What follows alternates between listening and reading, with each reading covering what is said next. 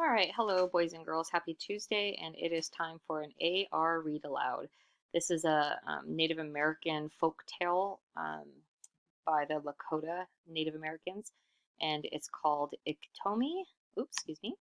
Iktomi and the Boulder by Paul Goebel. Um, this is the boulder, and this is him going, help! So let's see what happens to Iktomi. Iktomi was walking along. Every story about Iktomi starts this way. Iktomi was walking along. It was a beautiful morning. Iktomi was going to visit his friends and relations in the next village. I'm looking my very best today. My feather bonnet, my fan, my blanket, my tobacco bag. He's thinking very highly of himself, isn't he? I bet the birds wish they had all my feathers. I'll look great at the dance tonight. He was feeling happy with himself. He had painted his face and was wearing all his very best clothes. Doesn't he look like a dandy? I really am very good looking. I look like a real chief. How handsome I look, he was thinking. Everyone will be impressed. All the girls will want me to notice them. Iktomi is forever showing off and then always getting into trouble. He never learns. The birds and animals stopped to look as he passed. Iktomi was feeling much too important to notice them. He never noticed that they were laughing at him. The sun rose higher in the sky. Iktomi was getting hot. He had a long walk ahead of him. His face paint started to feel sticky, and he wished he had not put on so many clothes. Feeling more and more uncomfortable, he sat down at last to rest in the shade of a great boulder. What a hot day, Iktomi thought. Why did I bring my blanket? I'll never need it. I can't be bothered to carry it any further. You see, he's dragging it here. There's the sun beating down, and there's the very large boulder that he's sitting underneath to have some shade, some rest. I'll pick it up again on my way back.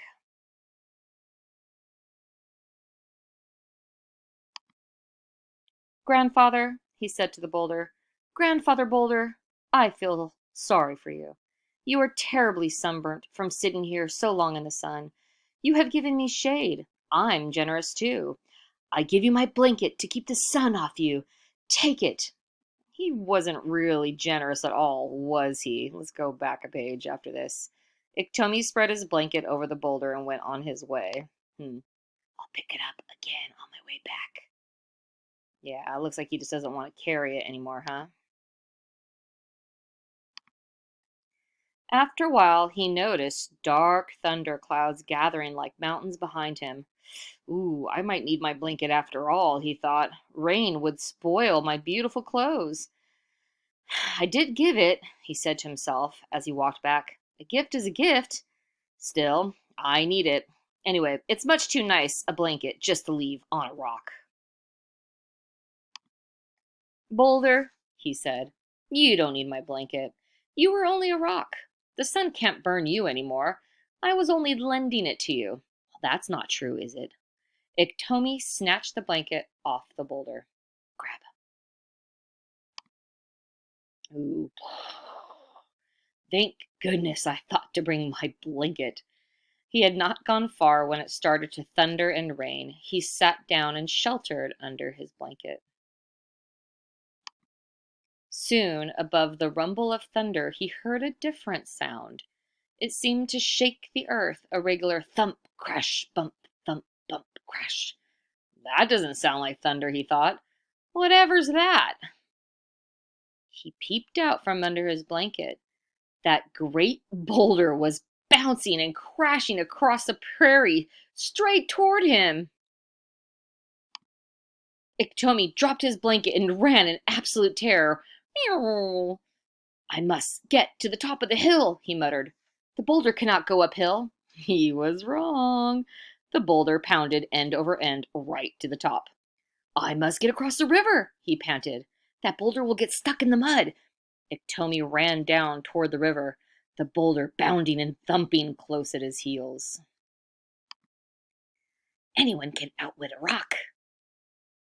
That rock has a terrible temper.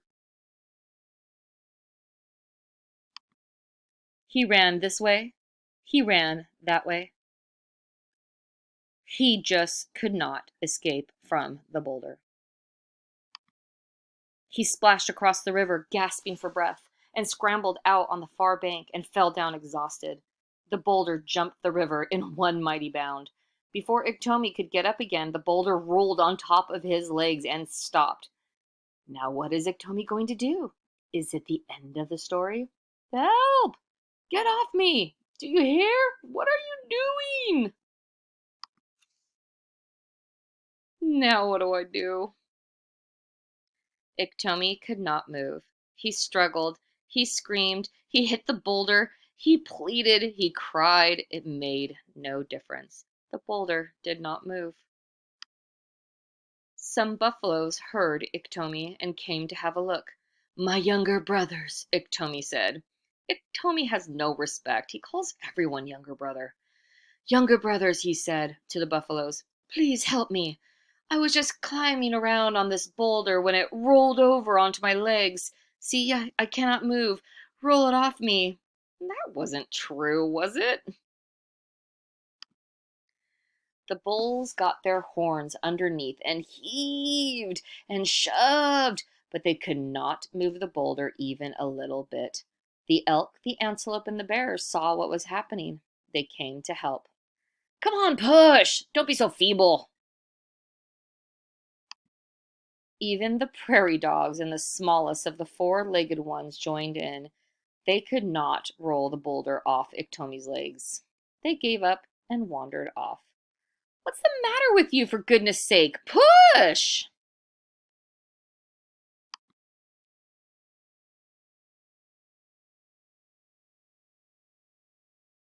What else can I tell them? They'll believe anything I say. Darkness came, and the bats appeared with the rising moon. Ho, my younger brothers! Iktomi called out to the bats. This boulder has been saying rude things about you. He said you are so ugly that you don't dare show yourselves during the daytime. He said that you sleep upside down because you don't know your upside from your downside. He said some other things, but I simply cannot repeat them. Of course, Iktomi was making up stories again, wasn't he? It made the bats cross. More and more of them gathered. I told this boulder that he ought to know better than to insult his good-looking relatives. He said that you don't know whether you are birds or animals, two-legged or four-legged. Furry birds, he called you. What a dreadful thing to say. Mmm. The bats swooping in at the boulder and attacking it. The bats were furious. Suddenly they started hitting the boulder. They darted this way and that, and each time they struck, pieces of the boulder broke off. Yes, furry birds, he called you, Iktomi shouted. More and more and more. Bats and pieces of rock flew in every direction. Ha! That's done it. I always knew I could get even with, I always knew I could get even with that stupid rock. Don't know your upside from your downside, Iktomi yelled. The bat swooped at the boulder and knocked off pieces until there was nothing left but little chips. That's right, Iktomi said to the bats. You taught that boulder a lesson. Iktomi went on his way again. What do you think Iktomi will get up to next? Let me think. What shall I do now?